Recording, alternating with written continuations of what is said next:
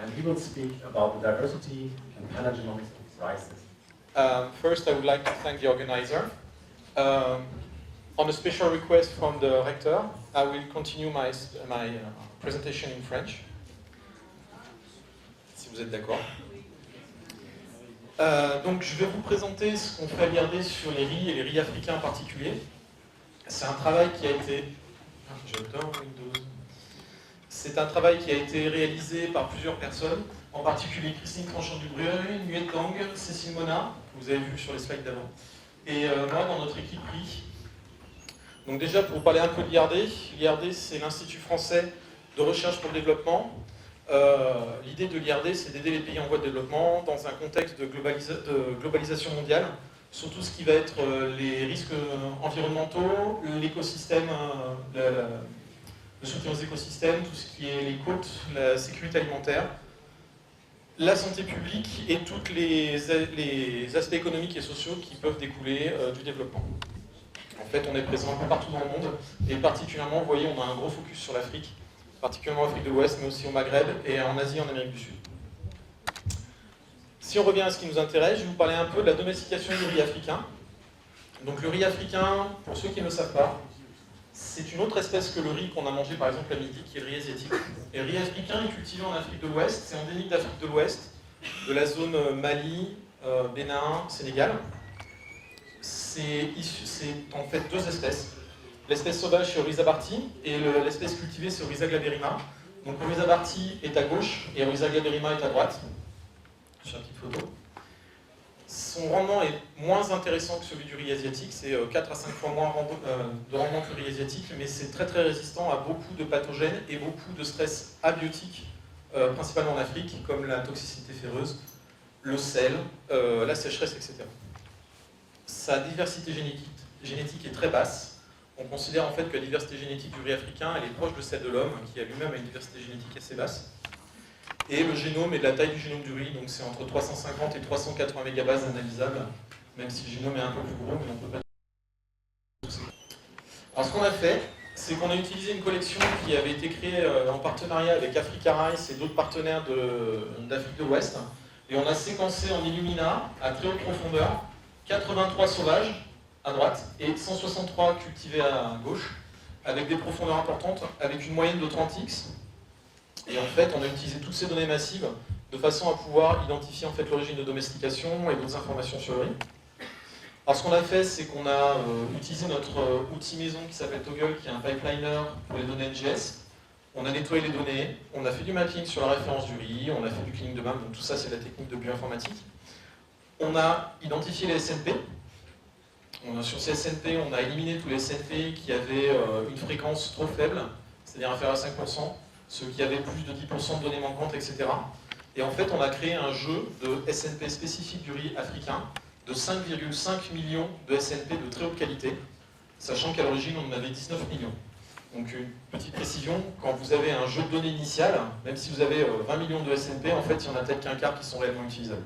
Parce qu'il y a beaucoup d'erreurs en fait dans les séquençages malgré tout ce qu'on dit.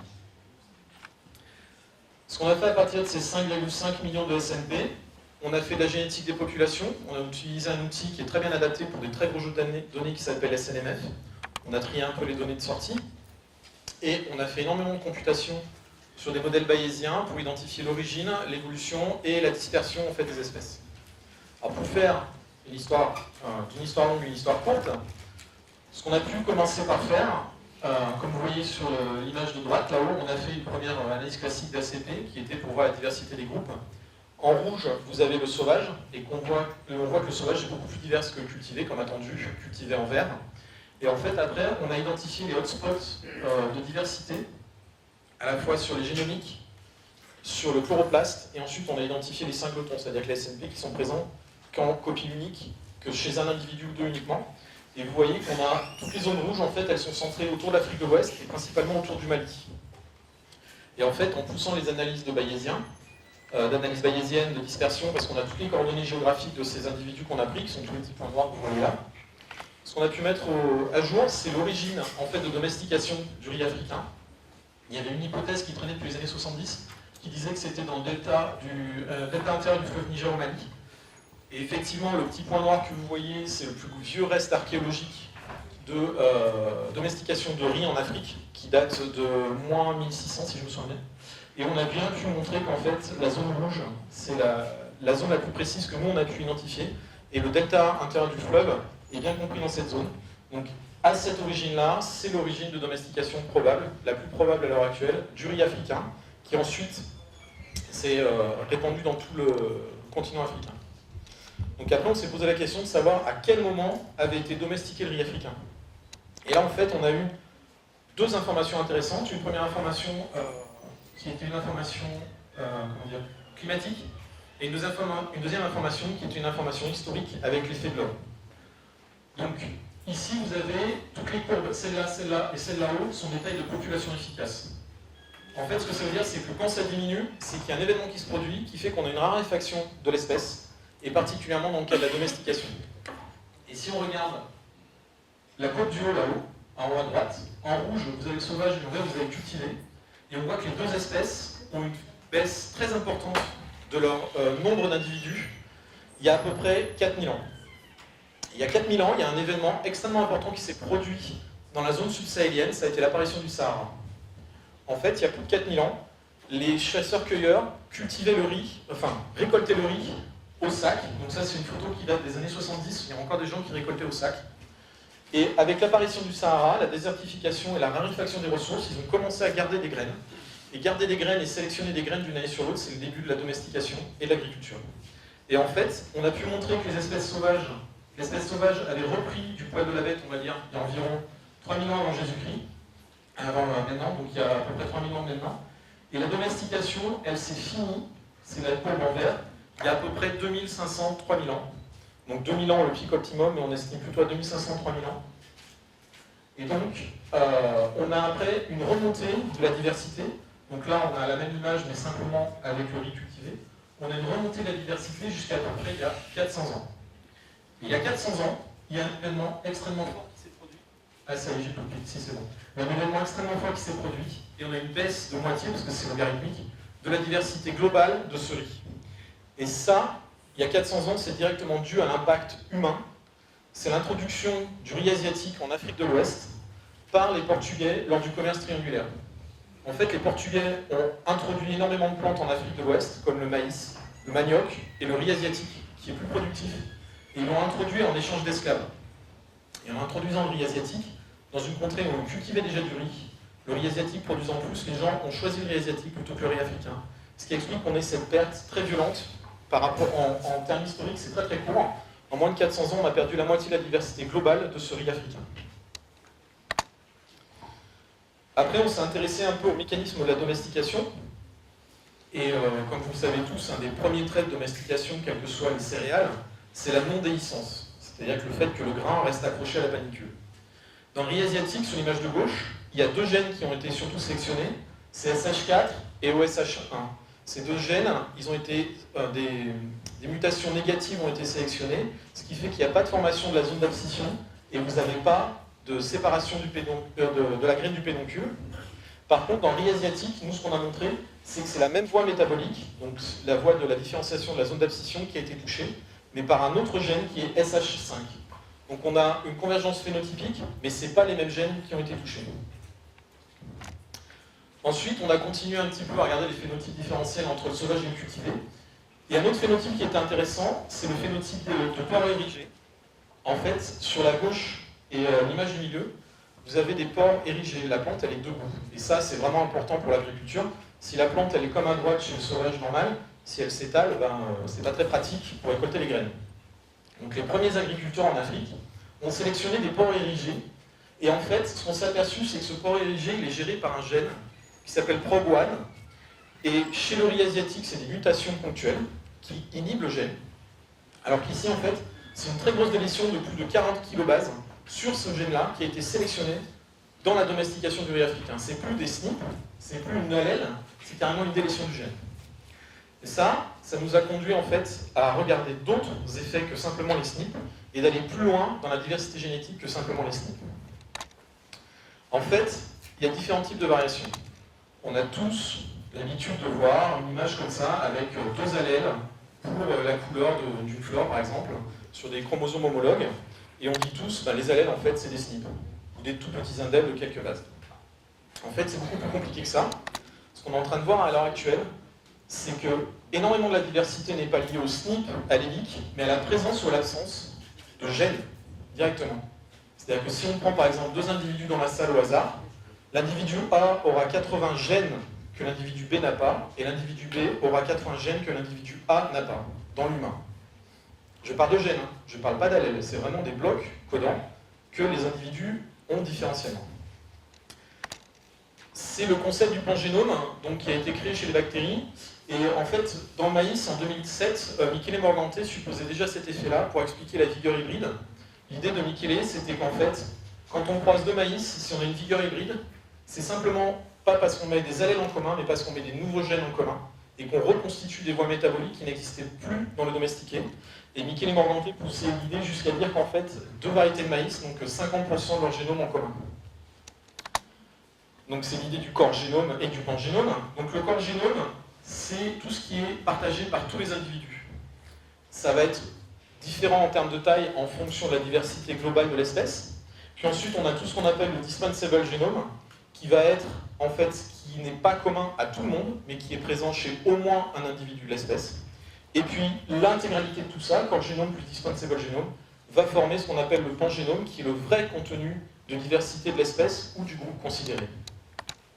Donc ça, c'est très bien décrit chez les bactéries. Par exemple, vous mangez tous des yaourts ou des crèmes dessert, et Lactobacillus, qui est le groupe d'espèces qui est très utilisé pour faire ces yaourts, le différentiel de goût que vous obtenez d'un yaourt, entre autres, est dû à de la pangénomique chez Lactobacillus.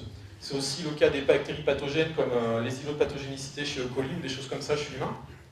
C'est très lié à l'écosystème, a priori, chez les bactéries. Chez le riz, il y a deux gros traits agronomiques qui sont liés à ça. C'est POP1 qui permet de pousser sur les sols déplétés en phosphore, et SUB1 qui permet de résister à la submergence. Ces gènes-là ne sont pas présents dans le génome de référence, et ce n'est pas un problème d'annotation ou d'assemblage, c'est vraiment qu'ils ne sont pas présents dans la sous-espèce de référence. Par contre, ils sont présents dans d'autres sous-espèces au sein du riz. Et en fait, on suppose que ces variations structurales ont un impact sur les anomalies de recombinaison, sur les stérilités intraspécifiques, sur la spéciation de Saint-Patrick, et récemment, ça a été montré sur le temps de floraison. Donc nous, on s'est posé la question de est-ce que la domestication avait un impact là-dessus? Donc on allait voir justement ces idées de domestication des pangénomes. Et en plus de travailler simplement sur le riz africain, on s'est dit 500 génomes c'est sympa, mais il n'y en a pas assez. On va en rajouter. Et on a travaillé avec les données du riz asiatique. Donc le riz asiatique, c'est celui que vous mangez tous. On mange, parce que le riz africain, si vous avez déjà essayé, c'est un peu lourd à manger, mais le riz asiatique, c'est quand même meilleur. Et donc, l'espèce sauvage chez Rufy Pogon, le cultivé sur Rhiza sativa, lui, il a beaucoup de potentiel agronomique en termes de rendement, mais par contre, c'est beaucoup plus sensible à pas mal de choses, dans le stress biotique ou abiotique. On a utilisé 45 génomes de sauvages qu'on a séquencés nous-mêmes dans le projet Irigi, et on a ajouté 450 génomes qui étaient disponibles du projet 3000 génomes, qui a fourni à la communauté mondiale plus de 3000 génomes de riz. Donc vous voyez ici la diversité génétique. Et ce qu'on a fait, c'est qu'on a utilisé exactement la même méthode dans les deux espèces. On a mappé sur une référence. Et ensuite, on a identifié les présences-absences. Alors, comment on a fait? En fait, on a des rites Illumina, et on les a positionnés sur nos séquences. Et en fait, on a juste appliqué des méthodes de comptage par locus, pas par individu, mais par locus, pour voir les individus qui avaient vraiment une perte de séquence, et pas simplement des problèmes de mapping. Alors, on a travaillé sur... On a des courbes en cloche qui sont des lois normales, est-ce qu'on est significatif ou pas? Je vous passe les détails statistiques, mais en gros, on a fait des analyses en false discovery rate, basées sur la dispersion des p-values des lois normales. Et en fait, ce qu'on a obtenu, au final, c'est une image qui est très très importante en termes d'agronomie. C'est que la domestication réduit la taille des corps génomes, c'est-à-dire la taille des gènes communs entre tous les individus, et réduit le catalogue complet de gènes disponibles dans l'espèce. On le savait au niveau des allèles, mais là c'est carrément au niveau des gènes. Si vous regardez Oryza glaberrima et Oryza sativa, les deux espèces cultivées dans le riz, leur corps génome est plus petit que celui des espèces sauvages Barty ou Phycogon. Ça veut dire que quand vous prenez deux individus cultivés dans ces espèces, ils sont plus différents en termes de gènes, de contenu génique, que ne le sont d'autres espèces sauvages. Et en plus, les sauvages, un seul sauvage chez le riz africain, a plus de gènes à lui tout seul que l'intégralité de tous les gènes présents dans les cultivés quand on additionne la totalité des différents gènes. Donc ça, en termes agronomiques, ça veut dire qu'on a perdu la diversité allélique lorsqu'on a fait la domestication, lorsqu'on a fait l'amélioration variétale, mais on a perdu aussi énormément de gènes. Et si vous regardez un petit peu ici, c'est une image circos, donc là vous avez la couche des différents chromosomes. À l'extérieur, vous avez, chaque fois qu'il y a une délétion dans le riz asiatique, on a un petit pic. Et à l'intérieur, c'est pour la version sauvage du riz asiatique. On a plus de 16 000 points de délétion qui sont présents chez au moins 5 individus dans le riz asiatique, alors qu'on n'en a que 178 chez le fipogon, le sauvage. Ce qui veut dire qu'en fait, la délétion, elle est globale partout. Il n'y a pas d'impact spécifique sur les localisations chromosomiques, qu'on soit en centromère, qu'on soit en télomère. Il n'y a pas de localisation spécifique hors des gènes, c'est vraiment présent partout. Et ce qui est intéressant, c'est qu'on a pu relier les variations dans le riz asiatique avec les 5 groupes principaux, G1 à G5, en diversité, qu'on retrouve dans le riz asiatique, ainsi que le groupe des Anmix, qui est un mélange de toutes ces espèces. Après, on s'est dit, on a des délétions, et qu'est-ce que ça impacte en termes de gènes? Alors, tout ce qui est commun à tous les individus, on va retrouver toutes les fonctions de base d'homéostasie standard de la plante, tout ce qui va être le développement cellulaire classique, etc. Au niveau de dispensable, là, tout ce qui va donner des différenciations entre les individus. Chez le riz africain, en fait, chez le domestiqué, on a un impact sur la réponse au stress. On voit énormément de gènes impactés dans les réponses au stress, tout ce qui va être les voies de réponse au stress hydrique, au stress biotique et abiotique. Et chez le riz asiatique, la principale génontologie qui a été touchée, ce sont les gènes qui sont impliqués dans la formation des cycles organiques, des composés cycliques organiques, qui sont en général très liés au goût. Et vous savez tous qu'en fait, le riz asiatique, en fonction du type de riz que vous prenez, vous avez un goût différent. Donc il semblerait qu'en fait, le goût différent soit pas simplement une histoire d'allèle, mais vraiment une histoire de gènes. Par contre, au niveau des plantes sauvages, il n'y a rien qui a été bougé ou presque. Donc il semblerait que les plantes sauvages, elles aient vraiment un répertoire pour pouvoir répondre à l'intégralité des stress qu'on a dans la vie sauvage, alors que les domestiqués, ils sont plus comme des endosymbiontes, ils ont commencé à perdre des gènes dont ils n'ont plus forcément besoin, parce qu'on leur apporte de l'eau, on leur apporte des intrants, on leur apporte plein de choses, donc ils résistent. Ils ont moins besoin de résister. Donc tous les gènes qu'on va voir disparaître, ils ne sont pas contre-sélectionnés. Bon, tout ça, c'est sympa, c'est juste de la variation sur ce qui est présent, mais on a aussi regardé ce qu'il y avait de pas présent dans la référence. En utilisant une approche map data symbol, en fait, on a pris la même approche qu'ils ont utilisée récemment sur 900 génomes humains. On a récupéré tout ce qui ne mappait pas sur notre référence et on a assemblé.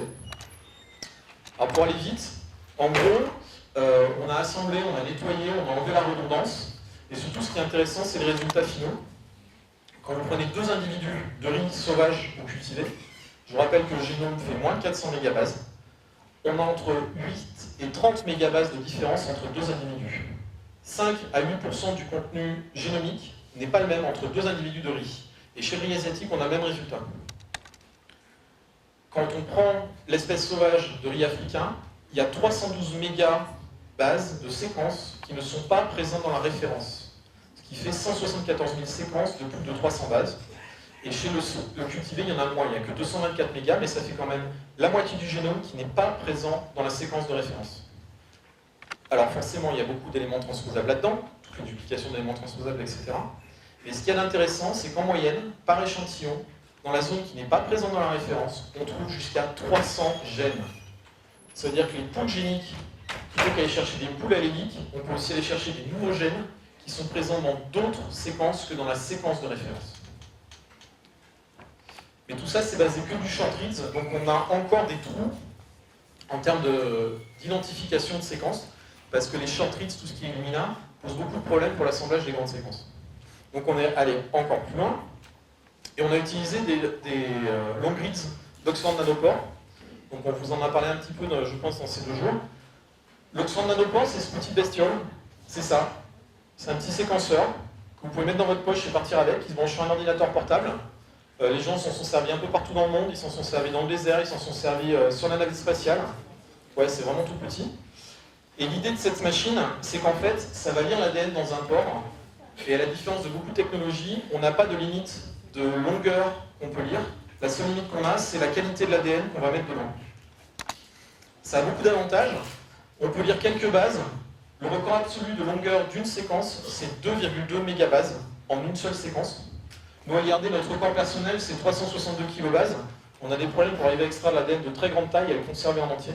Mais déjà, 362 kilobases, c'est plusieurs génomes bactériens en une seule séquence. Je ne parle pas en assemblage, c'est vraiment une seule séquence. On peut faire de l'ADN, du cDNA, du direct RNA. On fait du direct RNA, du cDNA et de l'ADN au labo.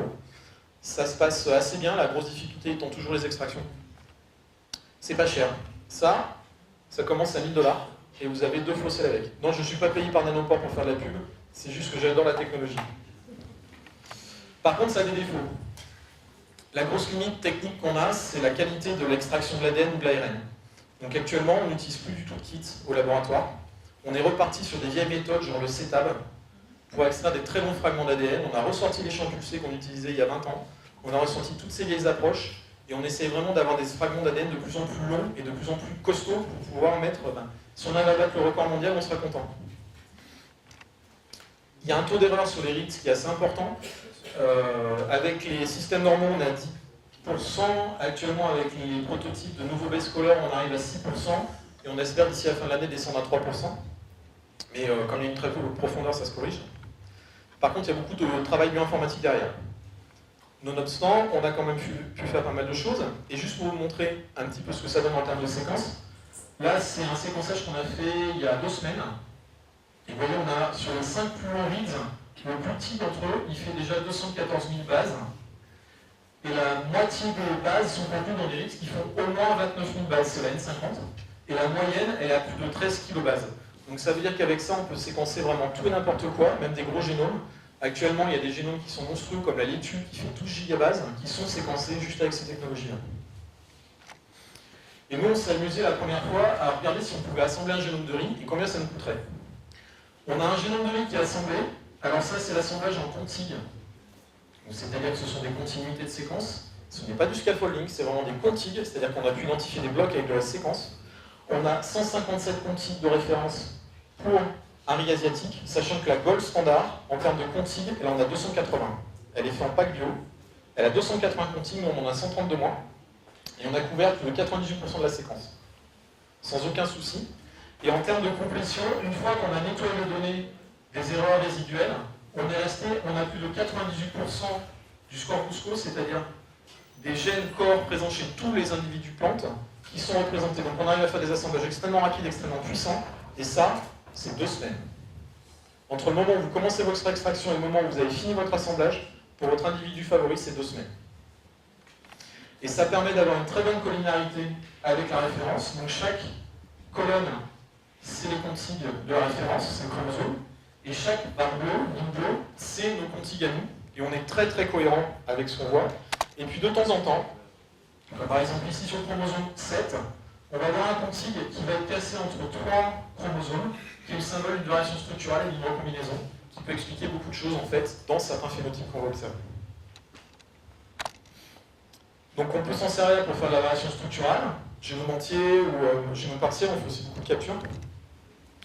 On s'en sert actuellement aussi pour faire des détections de splicing alternatif, donc de voir vraiment tous les ARN directs.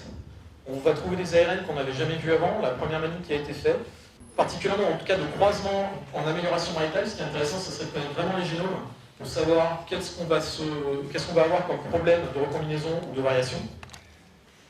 Et surtout, il y a énormément de gènes qui ne sont pas présents dans la référence, qui vont nous fournir vraiment des informations pour la résilience, des gènes pour la résilience des plantes. Et bon, les technologies de 3e génération, elles vont vraiment nous permettre d'avoir toutes ces informations-là à bas coût, et très rapidement, et directement chez nous, sans avoir besoin d'acheter des grosses machines à plusieurs centaines de milliers d'euros. Bon, il y a beaucoup de travail encore sur le data management, sur l'interrogation de ces données, et sur la visualisation. Nous, on est en train de travailler sur ces aspects-là. Donc il y a plein de questions qui restent sur les points références, et comment retrouver toutes ces données, parce que ça fait des énormes masses de données. Vous imaginez que 300 génomes séquencés entiers assemblés, ça fait des tonnes de données, et il faut arriver à travailler dessus. Donc on est en train de réfléchir à tout ancrer dans une seule vraie référence qui représenterait toute une espèce ou tout un groupe, qu'on appelle une pan-référence. comment est-ce qu'on peut la stocker, comment est-ce qu'on peut stocker toutes les variations présentes dans une espèce, comment est-ce qu'on peut stocker les variations par individu, et puis surtout comment est-ce qu'on peut interroger ces points références. Donc on a développé 2 outils sur Montpellier. Il y a Redoc, qui est un outil qui permet de savoir si vous avez votre séquence ou pas dans votre génome. Et il y en a un autre qu'on a appelé Pagnata, qui est en cours de développement. Vous ne fiez pas aux couleurs, on est en train de changer. Mais c'est quelque chose qu'on développe avec Biodiversity et Syngenta, entre autres. Et l'idée, c'est de pouvoir, en haut, vous avez la point référence, et vous avez des blocs de couleurs qui vous montrent les différents types de gènes. Et en fait, quand vous avez une ligne par bloc de couleurs, c'est individu 1, individu 2, individu 3, etc. Et vous pouvez choisir dans les lignées qui ont les gènes que vous voulez, et dans certains types de pathways, par exemple, vous pouvez sélectionner, parce que les couleurs représentent les pathways, vous pouvez sélectionner les pathways orange, qui peuvent être, je sais pas moi, résistance au sel, et vous pouvez aller choisir les individus qui ont le plus de gènes liés à la résistance au sel, par exemple. Donc en fait, nous, ce qu'on continue à travailler, c'est vraiment ça, c'est l'évolution des pangénomes, et arriver à comprendre comment ces pangénomes, le corps génome et l'expansable, ils évoluent. Donc nous, on travaille sur ça, sur l'évolution des pangénomes. Vraiment voir comment, maintenant, l'écologie va changer tout ça. Je vais le faire sans le micro, ça ira mieux. Donc l'écologie, les changements environnementaux, et particulièrement le changement du passage du sauvage au cultivé, impactent ces structures, comment les changements climatiques vont impacter ces structures, et comment est-ce qu'on peut essayer de définir les futurs génotypes de demain. Donc tout ce travail a été fait au sein de l'IRD de l'UMR Diade, principalement. Toutes les séquences ont été faites au Génoscope à Paris, grâce à un programme qu'on a eu avec eux. On a travaillé avec le CIAT Africa Rice au sein du groupe GRISP. Donc on est supporté par l'ANR, le CEA et tout ça. Et les principales personnes qui ont travaillé dessus, donc c'est Cécile Mona, qui a aussi travaillé sur le génome du